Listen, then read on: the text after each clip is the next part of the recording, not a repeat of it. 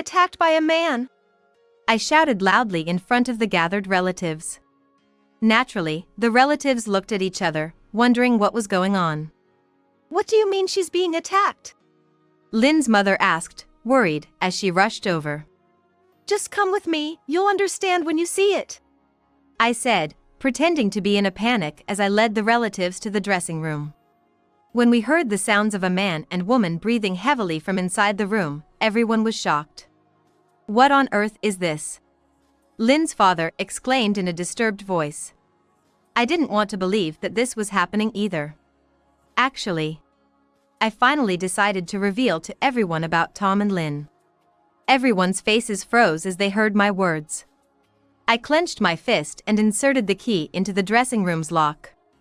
"My name is Kelly Turner. I'm 56 years old and work in a real estate company. I married Tom 30 years ago, and we had our son Ken 2 years later. Ken is 28 this year. Recently, Ken introduced us to Lynn, his classmate and fiancée.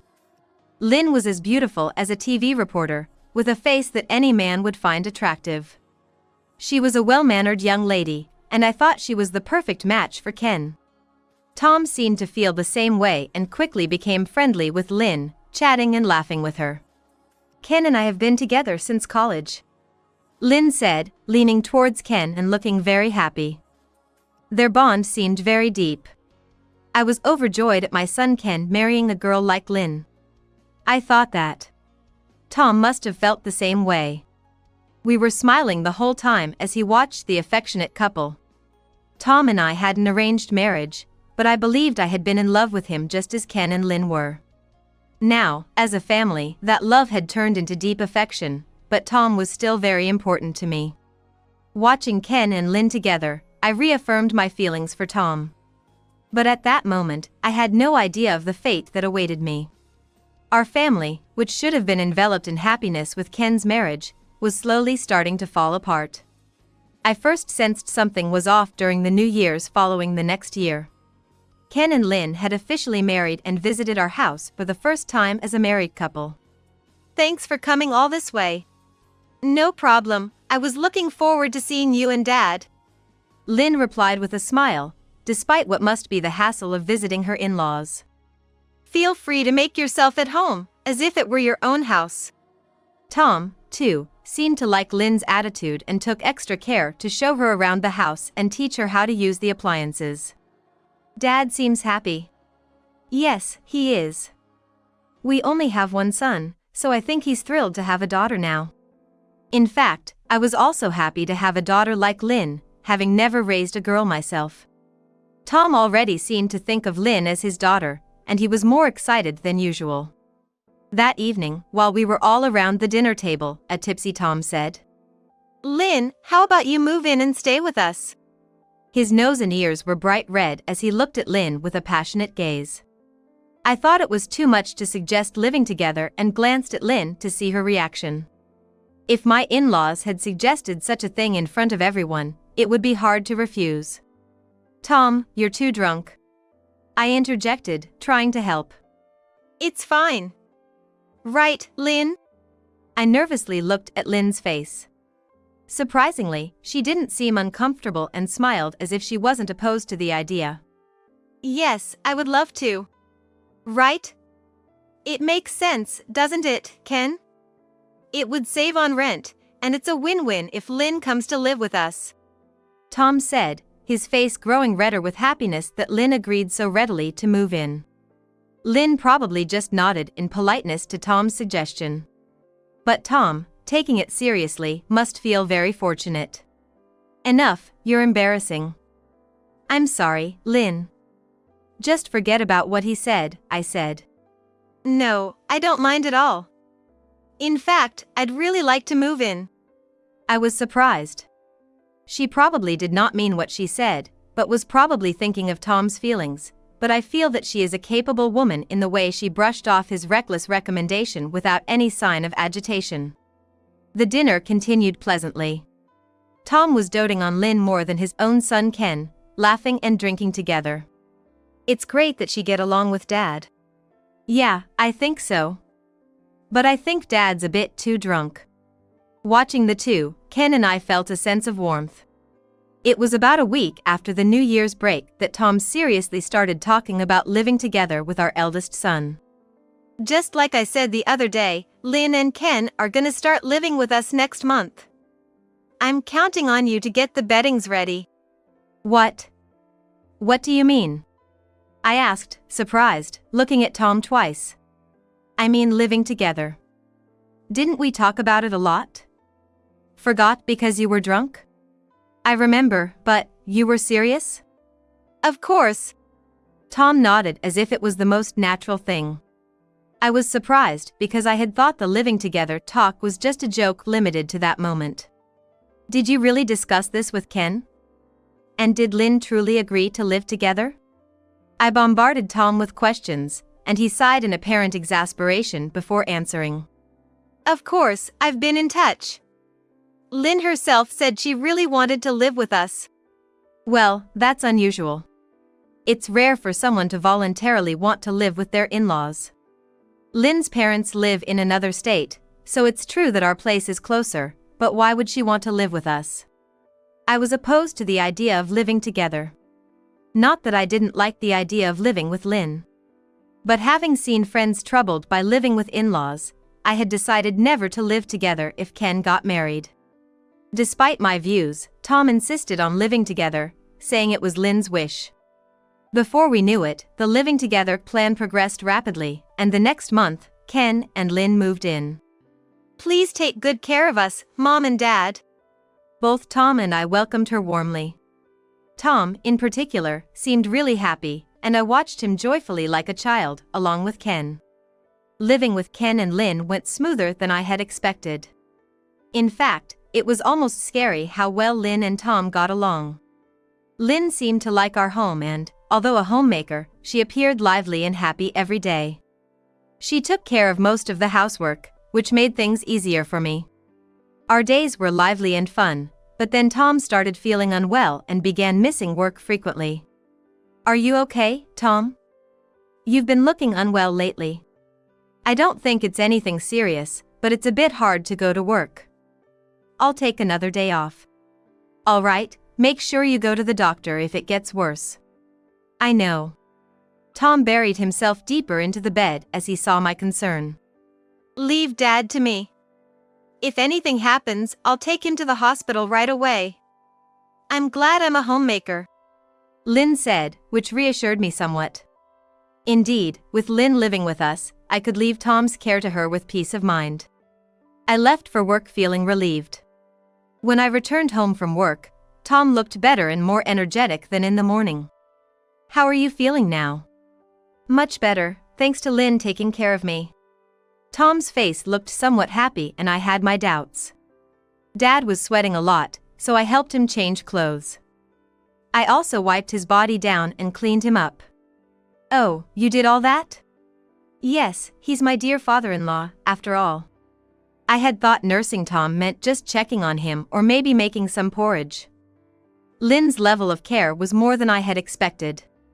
However, Lynn had even helped Tom change his clothes and wiped his body. Thank you, Lynn. I feel much better now. I'm glad. Lynn replied, her voice seemingly lively. I noticed Tom was grinning a bit too much. And, though I had my suspicions, I thought it was good that they were getting along and didn't say anything at that time.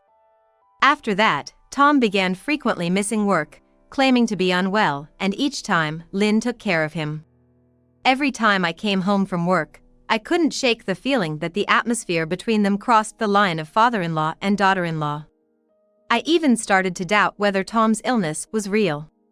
The two of them, could they possibly be? I didn't want to think about it, but once the thought entered my mind, I couldn't rest until I knew the truth. So, one day, when Ken was on a business trip, I lied about also having to leave for a business trip on the same day. Lynn, I'm sorry to ask, but could you take care of the house for me? Of course, leave it to me. Lynn replied eagerly. With Lynn looking so enthusiastic, I left home as planned for the weekend. I killed time by shopping in the downtown area and eating at a restaurant I had been curious about. Eventually, I ended up in a cafe, waiting for time to pass.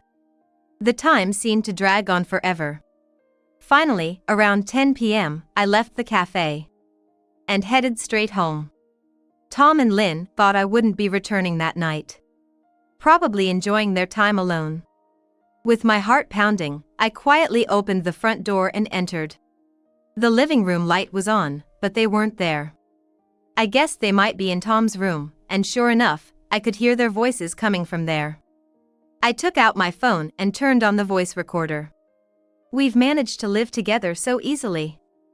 My fake illness doesn't seem to be suspected at all. Ken and Kelly are so naive." "Really, should you be saying that? You were thinking the same thing. You noticed? Really, those people are so naive.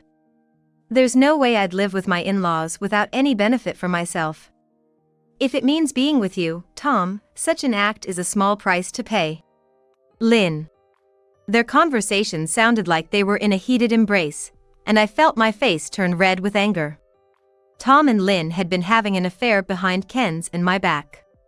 When Tom suggested living together, he and Lynn had already developed feelings for each other. I wondered how long they had been involved. "Right after Ken introduced you to me, I knew you were the one I wanted. Our physical compatibility is also incredible." "Oh, stop it, that's embarrassing." Lynn replied in a sweet voice, and I felt nauseous just imagining her smiling happily. Lynn having an affair with Tom, who was about the same age as her own parents, was unbelievable to me. More importantly, how's our plan going? Can we execute it smoothly? "Yeah, about Ken? Don't worry, I've got it under control. I've arranged the car, and I'll get Kelly out of the house too." Yay! You really are a dependable and great man, Tom. I really like you. Lynn, me too. I was intrigued that they were discussing some sort of plan. It seemed to involve Ken, but the details weren't clear, and I couldn't understand the critical aspects of their conversation. They mentioned something about arranging a car, but what did that mean? However, the mention of getting me out of the house was something I couldn't ignore. Hearing them whispering sweet nothings to each other made me feel utterly disgusted. I was about to record a bit more as evidence of their affair when... "Hey, do you feel like someone's here? A presence?" "Oh, you might be right." They seemed to have sensed my presence and started moving towards the door. Realizing this, I hurried out of the room, put on my shoes, and left through the front door. If they discovered I was back, they might delete the recording of their conversation. I barely escaped from their vicinity. That night, I went straight to a hotel to stay overnight. The thought that they were cheating and yet planning to kick me out of the house was unbelievable. I'd make sure they regretted this. Clutching my phone, I fell asleep in the hotel bed, determined to reveal Tom and Lynn's affair to Ken. I didn't want to hurt Ken, who was innocent, but now that I knew about the affair, I couldn't stay silent. However, as I waited for Ken to return from his business trip, he didn't come back even after the week had begun. Ken was in a car accident. I was shocked by the call from the hospital. Ken had been hit by a car on his way back from the business trip. Moreover, the driver had fled the scene. I rushed to the hospital, but by the time I arrived, Ken had already passed away. How could this happen? I stumbled and fell in shock. All I knew about the hit and run was that the driver was a man. The criminal is still out there, not attempting to atone for their crime, and shamelessly on the run. The words Tom and Lynn had exchanged kept echoing in my mind. They had been talking about some plan involving Ken. "I've arranged the car," Tom had said, and Lynn had praised him for being reliable. There was no doubt in my mind. Tom was the one who had committed the hit and run. It was Tom and Lynn's scheme. I felt a seething rage bubbling up from the pit of my stomach. I would never forgive them. To think they would take my son's life and get away with it. Ken's funeral was swiftly arranged.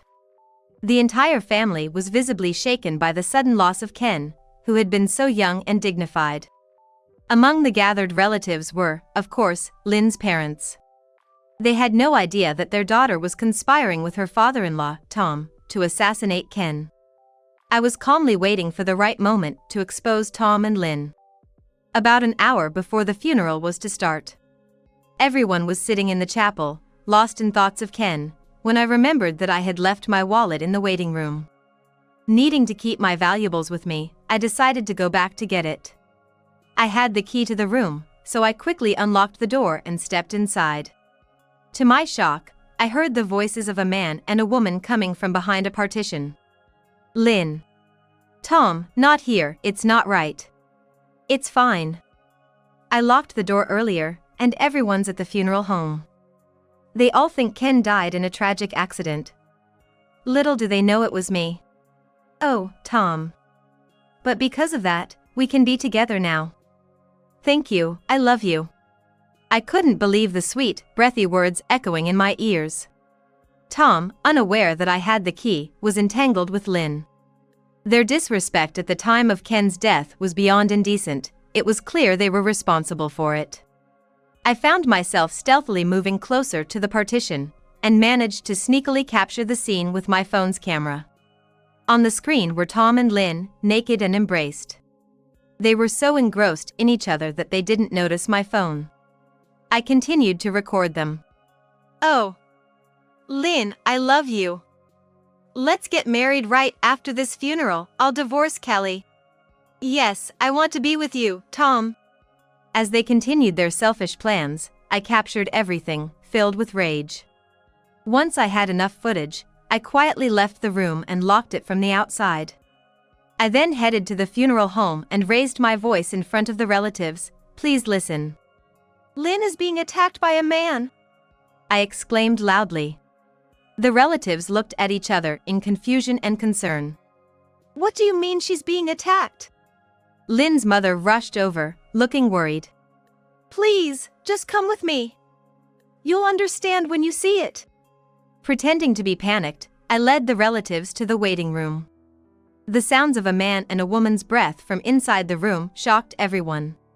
What on earth is this? Lynn's father exclaimed, his voice filled with turmoil. I couldn't believe this was happening. Actually, I finally decided to reveal everything about Tom and Lynn to everyone. The faces of everyone who heard my words froze. I clenched my fist and inserted the key into the waiting room's lock. With a forceful push, I opened the door, and the voices of a man and a woman inside abruptly stopped. What the? Tom's voice came in surprise. Of course. He was shocked. He and Lynn were in the midst of an intimate encounter. They must have thought the room was locked and that no one could enter. I reaffirmed to myself what fools they were for doing such things here, unaware that I had the key. I entered the room with the relatives, and we all peered around the partition where Tom and Lynn were. What are you two doing here, I wonder? The two of them were scrambling to get dressed and were only half clothed when I peeked in. Their faces turned pale as they exposed their disgraceful state to the relatives. You too. What have you done? Lynn's parents were probably the most shocked. Their daughter was intimate with her father-in-law, Tom, at her husband's funeral. It was no wonder they couldn't believe their eyes. No, it's not like that. I was just resting because I felt sick, and Tom was taking care of me. But then he attacked me. Lynn screamed in a desperate attempt to paint Tom as the villain. Tom seemed surprised by Lynn's accusation and yelled back, "What are you talking about?" It's true. It's unthinkable that a wife mourning her husband would do something like this herself. Lynn's words visibly shocked Tom, who felt betrayed. I couldn't stand their farce any longer and said, "Excuse me, may I say something? I happened to see the two of you being intimate together earlier." My revelation made Tom and Lynn glare at me in unison. The relatives were holding their breath, waiting to see what I would say next. What nonsense are you talking about? You really are a dumb and gullible woman. Ah, and Ken was just as foolish. He must have inherited that from his mother. Tom lashed out at me and Ken. I had never been directly attacked by Tom before, but now it was clear. From the moment he met Lynn, he didn't care about me anymore. To think a man his age would be so easily seduced by a woman as young as his own daughter, it was despicable. Oh, can you still say that after seeing this? I confronted Tom boldly, showing him the video I had recorded earlier in the waiting room of him and Lynn in the midst of their affair. The video, of course, captured Tom and Lynn, who never imagined they were being secretly recorded, indulging in their desires for each other. What is this? Why did you record this? Tom and Lynn's faces turned to panic as they watched the video. The relatives present were also turning pale with shock at the unfolding events. Lynn, is this true?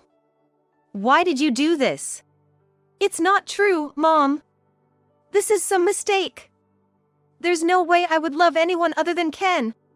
Lynn tried desperately to explain, but doubt was spreading across her mother's face. As the video reached a particular point, everyone's faces froze. It's fine. I locked the door earlier, and everyone's at the chapel. They all think Ken died in a tragic accident, even though I did it. Oh, Tom. But because of that, we can be together now. Thank you, I love you. The video revealed Tom's confession of the hit and run and evidence of their love affair. The look of disbelief spread across everyone's faces. Even I was deeply shocked when I first heard their words. I couldn't believe that Ken lost his life because of these two. You killed Ken? Lynn's father looked at Tom as if he were a monster. This is a setup. I didn't do it. Tom shouted, but his excuses sounded utterly desperate. What about this then? I began playing a recording of Tom and Lynn's conversation at home, discussing their love for each other and planning to harm Ken. It was all there, their planning to harm Ken. This was recorded at our home the day before Ken died. Everyone, after hearing this, do you still think these two are innocent? I asked. Everyone shook their heads. The video and the recording had a profound impact. What have you done, you old hag? Because of you, everything about us and Ken got exposed. Hey Lynn.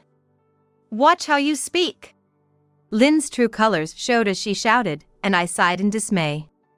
Lynn, I thought you were a well-mannered, wonderful young lady. But since you started living with us, I began to suspect something. You were just acting like a decent person with common sense. In reality, you were laughing at me and Ken in your heart, weren't you? That is. Lynn's face turned bitter and she stuttered, apparently hitting the mark. She then looked at Tom as if seeking help. However, Tom, not wanting to increase his guilt, glared at Lynn and shouted. That's right. It's all her fault for seducing me. Who flirts with their father-in-law like that? Despite how many times I refused, she kept persisting, so I pretended to reciprocate her feelings just for a while. Lynn probably didn't expect Tom to shift the blame onto her. I could see her expression changing from surprise to anger. However, she too had betrayed Tom just moments ago, making them equally guilty in this situation. Hey! You're the worst. Weren't you the one who seduced me in the first place? Wasn't it you who suggested we live together and actively pursued a relationship with me? It was all you're doing, Tom. What? As Tom and Lynn began to argue vehemently, I felt a headache coming on. Was my son's life lost because of these two despicable people and their charade? I truly feel so sorry for Ken. I clenched my palms tightly. Listen. It doesn't matter who seduced who, or who is more to blame. The fact remains that you both trampled on mine and Ken's dignity and took his life. And instead of apologizing to Ken, you won't even admit your guilt. This is outrageous. Ken's life was not a tool for your affair and arguments. Apologize to Ken right now. I was surprised at the anger that surged from within me as I looked back and forth between Tom and Lynn. This anger was not just mine. It was for Ken's grief and for everyone present here. Tom and Lynn's expressions froze, turning to fear. Please forgive me. I just wanted to be with Lynn. I thought getting rid of Ken would make us happy. I'm sorry too. Tom and Lynn apologized with their hands and knees, but their actions had taken my son's life. This was not something that could be easily forgiven. You two apologizing here means nothing. Go to jail and pay for your crimes. If you understand, then get out. You have no right to be at Ken's funeral. I spat out the words, and Tom and Lynn, shrunk in fear, left the waiting room. Surely, with so many witnesses to their crime, they wouldn't think of escaping. After chasing them out, I slumped to the ground, drained of all energy. I'm so sorry for what our daughter has caused. We never meant for this to happen to Ken. Lynn's parents came to me on their hands and knees. They must be in tremendous pain too. They could never have imagined their daughter would conspire with her father-in-law to kill her husband. Please, get up. The blame is not yours alone, my husband is equally at fault. The two responsible are Tom and Lynn. You, the father and mother, are not to blame. As I said this, Lynn's parents finally looked up, tears in their eyes.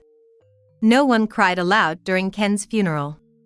Everyone just bore a heavy weight in their hearts, silently mourning his tragic fate. I hoped Tom and Lynn would truly pay for their sins. That's all I wish. Afterward, Tom and Lynn went to the police as expected to confess their crimes. Their sentence hadn't been determined yet, but considering they took a life, their punishment would be severe. Imprisonment was inevitable. I thought to myself, dully, that I wouldn't have to see their faces for a while.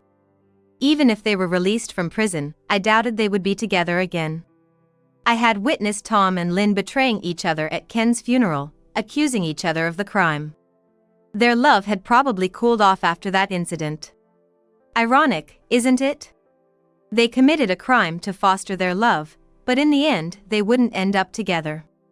I felt even more pity for Ken. His life was used and lost without any meaning. My heart ached as I constantly thought about him. I intend to divorce Tom. I can't imagine staying married to the man who played a part in taking my son's life. I have resolved to live the rest of my life cherishing Ken's memory. Lynn, too, seems to have been disowned by her parents and will have nowhere to return to after her release. She had been a housewife since marrying Ken, but now she'll have to fend for herself.